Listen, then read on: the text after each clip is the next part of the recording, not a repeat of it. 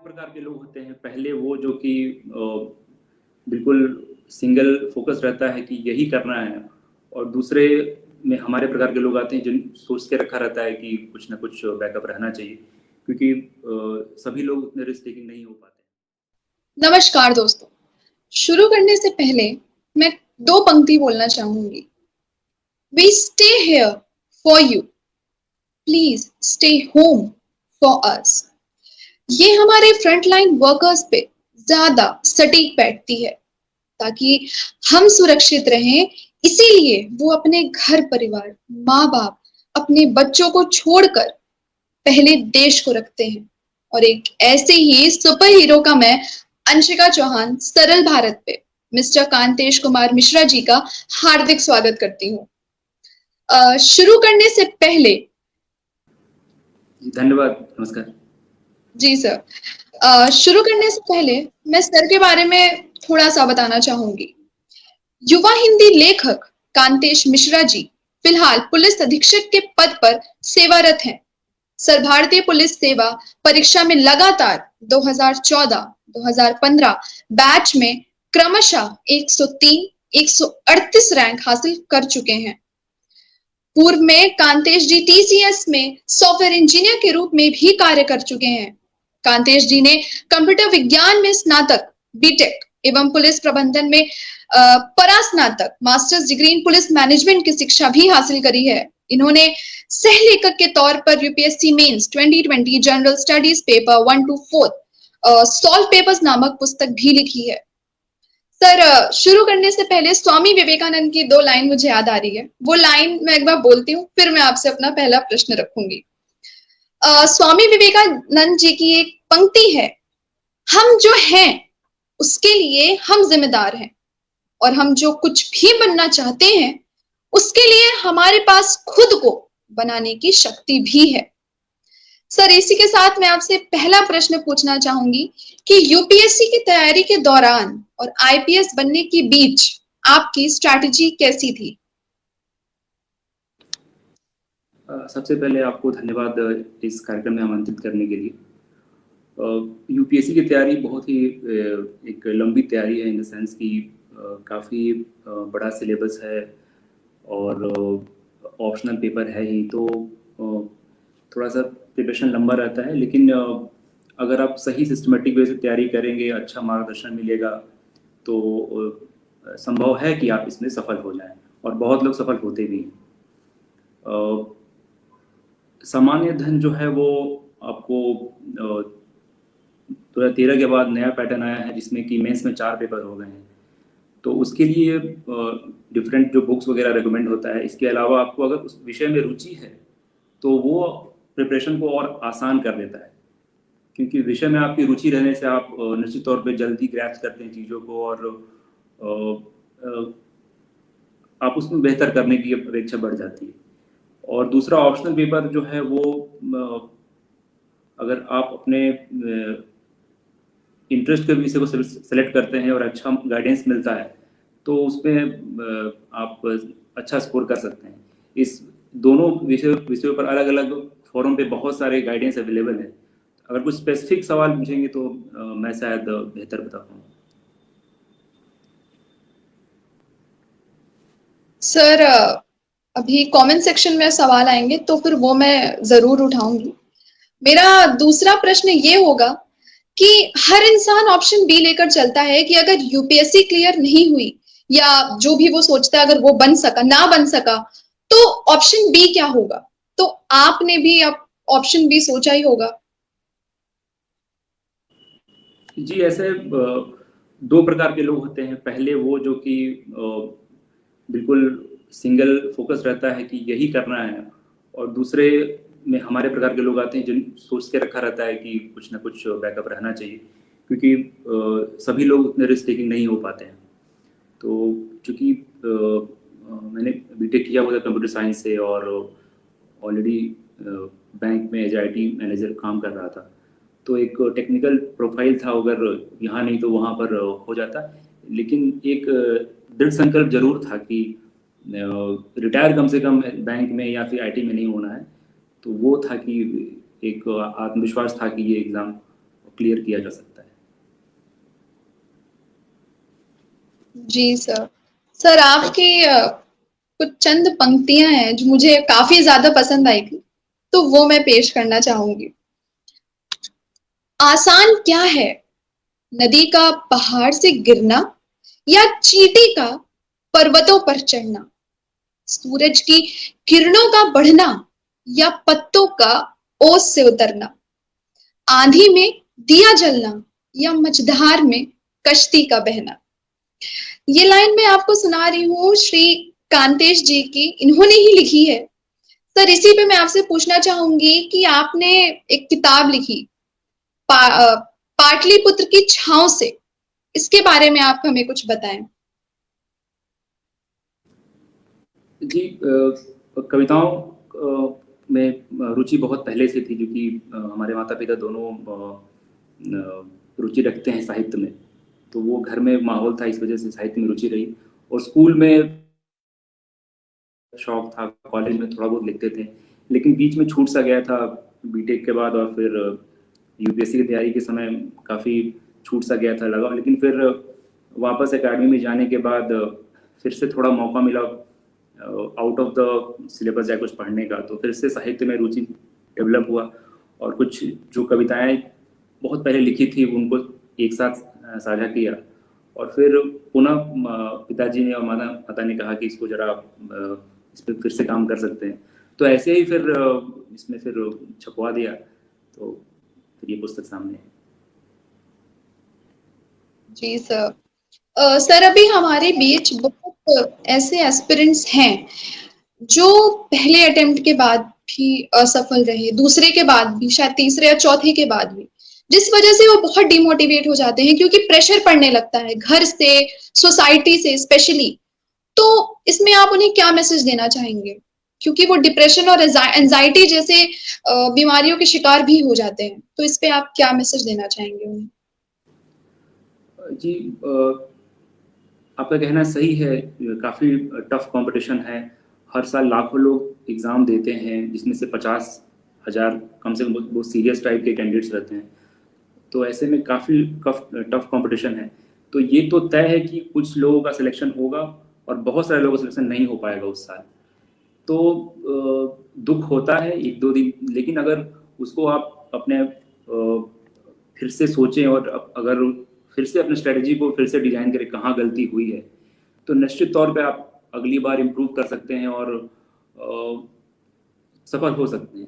इसके बावजूद कुछ लोगों का सिलेक्शन नहीं हो पाएगा, इस कड़वे सत्य को हमें स्वीकार करना होगा। तो निश्चित तौर पे इतनी आबादी है तो कुछ लोगों का नहीं हो पाएगा, लेकिन इसमें अपॉर्चुनिटीज भी बहुत सारे आए हैं। आजकल फैशन डिजाइनिंग से लेके कंटेंट राइटिंग और तमाम तरह के एज ए करियर ऑप्शन उपलब्ध हैं। तो ऐसे में अपने आप को हताश निराश नहीं करना है, एक अच्छे मित्र से बात करनी है, घर परिवार में बात करना है और रास्ता निकालना है। कई बार ऐसा होता है कि विद्यार्थी अपने आप में रह जाते हैं, अपने बंद कमरे में अपने आप को अकेला महसूस करते हैं, तो निश्चित तौर पे कहीं ना कहीं वो आपको ब्रेक करना पड़ेगा, वो दिमाग का जो उस लेवल पे जो पहुंच गए उसको ब्रेक करना पड़ेगा और खुल के बात करनी पड़ेगी कि आगे अब क्या करना है। तो इसमें मित्र जो मंडली है उसका और घर परिवार का बहुत महत्वपूर्ण रोल है। एक दफा होता है कि बिल्कुल कम्युनिकेशन ब्रेक हो जा रहा है और घर वाले नहीं ध्यान दे पा रहे हैं किसी कारण से, तो इसमें लगता है कि हमारी जो आसपास के लोगों की जिम्मेवारी बहुत ज़्यादा है कि ऐसे विद्यार्थियों को काउंसलिंग करें और पुनः निश्चित तौर पे इतनी पढ़ाई के बाद बहुत सारा उनके पास नॉलेज रहता है और वो किसी और फील्ड में बेहतर कर सकते हैं, इनफैक्ट इससे बेहतर कर सकते हैं। तो अगर ऐसा हो तो संभवतः ये जो डिप्रेशन या अन्य चीजें हैं उनको कम किया जा सकता है। जी सर। सर पाटलिपुत्र को एक आईपीएस अधिकारी की दृष्टि से और लेखक की दृष्टि से यदि देखें तो वह कैसा दिखता है? पाटलिपुत्र जो हमने अपनी पुस्तक के टाइटल में दिया हुआ है वो इस इमोशन से दिया है कि वो जो लगाव रहता है इस अपने अपने जन्मभूमि और अपने अपने जहाँ आप होम टाउन रहता है, ये उसी का प्रतीक है। ये पाटलिपुत्र सिर्फ पटना या प्राचीन पाटलिपुत्र को नहीं रेफर कर रहा है, पाटलिपुत्र एक सांकेतिक चिन्ह है जो कि हर एक होम टाउन को डिनोट करता है। तो ऐसे पाटलिपुत्र का अपना प्राचीन इतिहास रहा है और काफ़ी समृद्धशाली इतिहास रहा है। लेकिन हमारी पुस्तक से जो आशय था वह अपने जन्मभूमि से प्रेम और उस मोह को रिप्रेजेंट करता है। जी सर, कमेंट सेक्शन में एक सवाल आया है मनीष पांडे जी का। वो पूछते हैं कि कोविड के समय सभी कोचिंग संस्थान बंद हैं, ऑनलाइन उतनी अच्छी पढ़ाई हो नहीं पा रही है, इस समय कैसे तैयारी करें स्टूडेंट घर पर रहकर? जी मनीष जी, ये काफी वाजिब प्रश्न है। बिल्कुल अभूतपूर्व प्रकार की ये त्रासदी है और इसमें नई समस्याएं हैं, कोचिंग संस्थान बंद है। तो इसमें जैसा कि बताया गया है कि इंसान को हर परिस्थिति के लिए तैयार रहना चाहिए। अगर कोचिंग संस्थान बंद है तो आप ऑनलाइन बहुत तरह की पढ़ाइयाँ हो रही हैं और मुझे खुद याद है कि मेरा हिस्ट्री ऑप्शनल था और उस दौरान हमारे पास स्टडी मटेरियल उपलब्ध नहीं था, तो बहुत सारे क्लासेस ऑनलाइन उपलब्ध हैं यूजीसी के, तो वो लेक्चर्स बहुत फ़ायदा किए थे। तो अगर आपको ऑनलाइन से संतुष्टि नहीं हो पा रही तो बहुत सारे मित्र बंधु हैं, उनसे आप संपर्क करके एक हफ्ते में 1-2 बार आप ग्रुप डिस्कशन कर सकते हैं।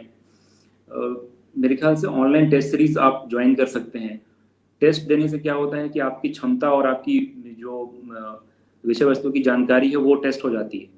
तो एक जो थंब रूल था कि आप पढ़िए, उसके बाद टेस्ट दीजिए, फिर आप रिव्यू लीजिए और फिर अपने आप को फिर से पढ़िए उन चीज़ों को। तो इस पैटर्न पे अगर आप पढ़ाई करते हैं तो मेरे ख्याल से कुछ समय की बात है जब ये त्रासदी खत्म हो जाएगी और फिर से जो जीवन यापन है सामान्य हो जाएगा। तो कुछ समय के लिए आपको ये एडजस्ट करना ही पड़ेगा, क्योंकि यह समस्या सभी के लिए है, ये सिर्फ आप ही के लिए नहीं है। तो सभी लोग इससे जूझ रहे हैं। अपने आप को थोड़ा सकारात्मक रखें। बीच बीच में कभी कभार ऑनलाइन अगर आप फुटबॉल या कुछ और अन्य जिसमें आप रुचि रखते हैं, कुछ स्पोर्ट्स देख लीजिए या कुछ अच्छी फिल्में देख लीजिए मोटिवेशनल, उससे आप रिजुविनेट हो जाइएगा। तो इसमें घबराने की बात नहीं, समस्या सभी के लिए है और जल्द ही समस्या का सुधार हो जाएगा। जी सर, विशाल यादव जी का भी सवाल आया है। वो पूछते हैं कि एक सिविल सेवक के लिए निश्चित रूप से कभी ना कभी नैतिक दुविधा और विवेक का संकट का सामना करना पड़ता है, तो आप एक सिविल सेवक के रूप में आप इसका समाधान कैसे करेंगे? तो नैतिक दुविधा हमारे जीवन के हर पथ पे आते रहती है। एज ए सिविल सर्वेंट सबसे पहला थंब रूल है to be lawful in your duty. अगर आप कानून संगत कार्य करते हैं तो वो सही होता है। अपने काम को आप पूरी ऑनेस्टी के साथ करते हैं, बिना किसी पक्षपात के, तो आपका जो नैतिक दुविधा है वहीं पर सॉल्व हो जाती है। लेकिन कभी ऐसा हो जाता है कि आपकी दुविधाएं बचे रह जाए, तो अल्टीमेटली भारत का संविधान सर्वोच्च पर ही है। उसको अगर ध्यान में रखते हुए जो गांधी जी का तलिस्मैन है और प्रियम्बल के जो वैल्यूज हैं उसको अगर आप देखेंगे तो कई दफा मैं अपने निजी जीवन से बता रहा हूँ कि बहुत बार ऐसा संकट आया है, लेकिन जो लार्जर गोल है हम लोगों का, वो भारत के संविधान के जो प्रियम्बल में है, वो कहीं ना कहीं सुंदर तरीके से आपको हेल्प करता है नैतिक जो दुविधाओं से आगे उभरने के लिए।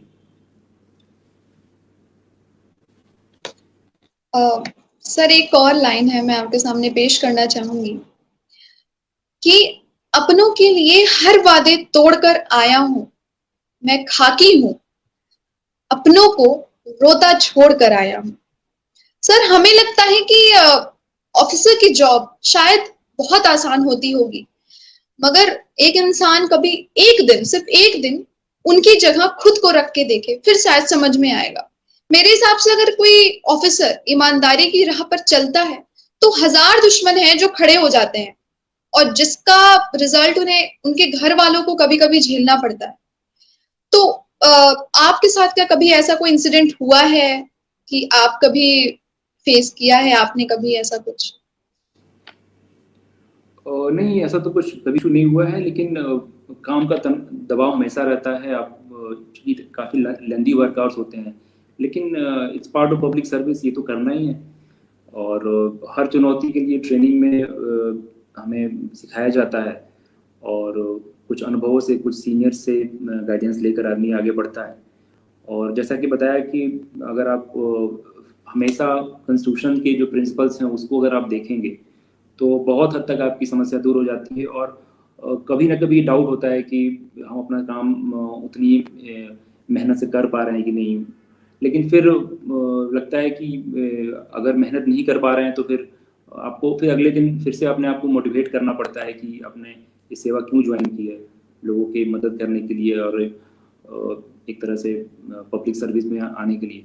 तो फिर वो मोटिवेशन फिर से आप रिगेन करते हैं और अपने काम में आगे बढ़ते हैं। सर, आपने काफी करियर स्विच करे, जैसे पहले बैंक से आईटी और अब सिविल सर्विस। तो क्या आप अपने लिए अपने जीवन में संतुष्टि की तलाश कर रहे थे? नहीं, टेक्नोलॉजी में इंटरेस्ट था, तो बीटेक करने के बाद इच्छा हुई कुछ दिन काम करें, तो टीसीएस में कार्यरत थे। फिर बैंकिंग में कुछ समय बिताया, लेकिन अल्टीमेटली सिविल सर्विस के लिए अपीयर होना ही था, तो फिर उसमें अपना एग्ज़ाम दिया। लेकिन कहीं ना कहीं जो सारे अनुभव हमने इकट्ठा किए वो कहीं ना कहीं मदद करता है, in the form of team building हो गया, या फिर टेक्नोलॉजी का रोल बढ़ गया है पब्लिक सर्विस में, तो वो कहीं ना कहीं बैकग्राउंड थोड़ा हेल्प करता है। तो I think it's been a good journey, और काफ़ी सकारात्मक रहा है अब तक। सर, आपका आईपीएस प्रशिक्षण का अनुभव कैसा रहा है? भारतीय पुलिस सेवा की जो मुख्य ट्रेनिंग है वो राष्ट्रीय पुलिस अकादमी हैदराबाद में दी जाती है, जो कि एक वर्ल्ड क्लास इंस्टीट्यूशन है। अपार्ट फ्रॉम इंडोर ट्रेनिंग, जिसमें कि आप कानून संबंधित सब जानकारी ग्रहण करते हैं और इन्वेस्टिगेशन संबंधित, आउटडोर जो फैसिलिटी होता है वो अपने आप बिल्कुल नया होता है, क्योंकि तैयारी के दिनों में अमूमन आदमी फिजिकल एक्टिविटी से दूर रहता है, वर्कआउट नहीं करता है, एक्सरसाइज से दूर रहता है, तो वहाँ जाके बिल्कुल एक नया आयाम मिलता है। आप हॉर्स राइडिंग से लेके स्विमिंग और तमाम चीज़ें सीख पाते हैं। बहुत लोगों के लिए, हमारे लिए बिल्कुल नया अनुभव था, स्विमिंग नहीं आती थी, हॉर्स राइडिंग पहली बार किया था, तो बहुत ही वर्ल्ड क्लास फैसिलिटी है वहाँ पर, और I have been lucky to have been there.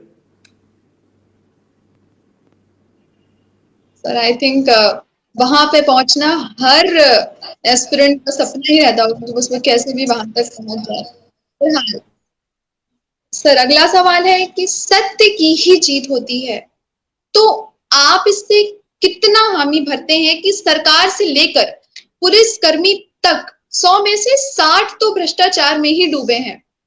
तो जो मोटो है एक अफसर का कि सत्यमेव जयते, तो क्या सच भ्रष्टाचार के आगे कहीं ना कहीं जीत रहा है या आज भी दबा हुआ है? I won't comment upon the statistics that you have given, लेकिन सभी लोग कार्य कर रहे हैं, और जो सिस्टम में गलत करता है उन पे कार्रवाई होती है, उसके लिए भी कानून बना हुआ है। तो सभी लोग कार्य कर रहे हैं, अगर जो गलतियां होंगी उन पे अगर कानूनी तरह से गलत है तो उस पर कार्रवाई होगी, और होती भी है। तो लेकिन सभी का मोटिवेशन होना चाहिए कि हम सत्य के लिए कार्य करें, और जो हमारा मोटो है सत्यमेव जयते, उसके प्रति सभी को समर्पित रहना चाहिए। सर, एक आखिरी सवाल, आप हमारे यंगस्टर्स को क्या मैसेज देना चाहेंगे?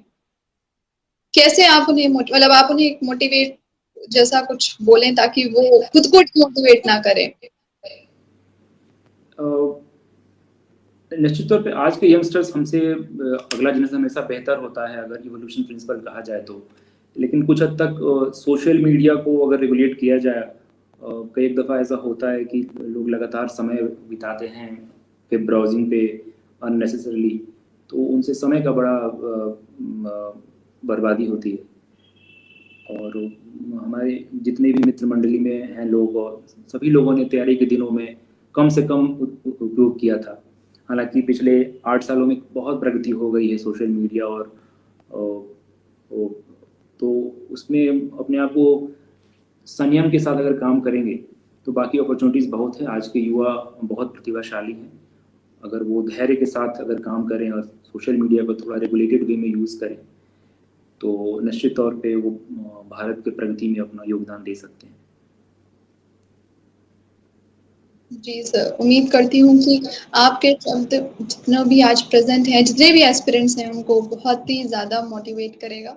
इसी के